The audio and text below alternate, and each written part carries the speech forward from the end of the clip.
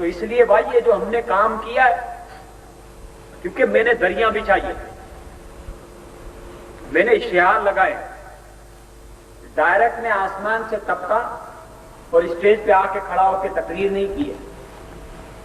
ہم نے جب کام کیا، یہ آپ کے نیو کراچی میں آتے تھے، ایک اسکوٹر ہوتی تھی، 3 جانے بیٹھتے تھے،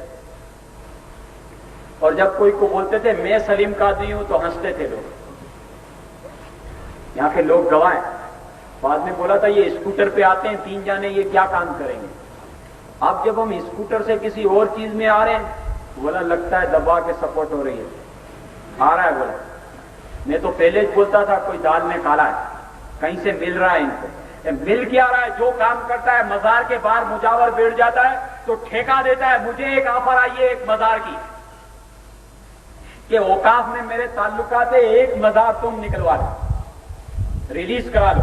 اوقاف میں یہ طریقہ کار ہوتا ہے ریلیز کرانے کا، 1 لاکھ روپیہ رشوت خرچ ہوگی۔ میں نے پوچھا آمدنی کیا ہوگی؟ ایسا کر نہیں رہا ہوں، ہاں ایسا نہ اس کے بعد بجلی چلی جائے اور ریکارڈنگ اتنی ہو رہے۔ اس کو ویسے تو منع کر دیا۔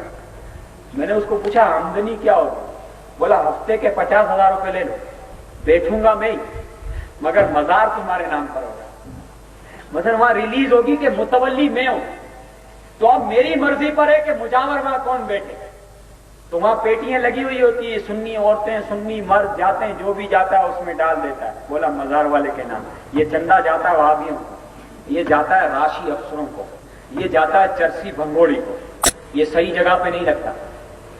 اس سے نیاز پکتی ہو نا تو دل خوش ہو، اس سے سنیوں کی فلاح و بہبود کا کام ہوتا ہو تو خوشی ہو، سنی بیواؤں عورتوں کا کام ہوتا ہو تو خوشی ہو۔ یہ بھنگوڑی آپس میں بیٹھتے ہیں، بھنگ نہیں پیتے، یہ سارے مزار پہ جمع ہوتے ہیں۔ یہ سنیوں کا عقیدہ نہیں ہے، یہ تو انہوں نے بدنام کیا ہوا ہے۔ اوقاف نے اپنے ہاتھ میں لی ہوئی ہے، جو سالہ زیادہ رشوت دے اس کو مزار دے دیتے۔ جس دن یہ کھلتی ہے پیٹی اس دن بھی بٹوارا ہوتا ہے۔ 25,000 چندہ اندر سے نکلے تو 5,000 اندر جاتا ہے، باقی سارا پیسہ آپس میں تقسیم ہوتا ہے۔ تو بھائی میں تو مزار پہ بھی بیٹھ جاؤں تو کام بن جائے گا۔ اور اب تو سلیم رضا کی معرفت اتنے تعلقات ہو گئے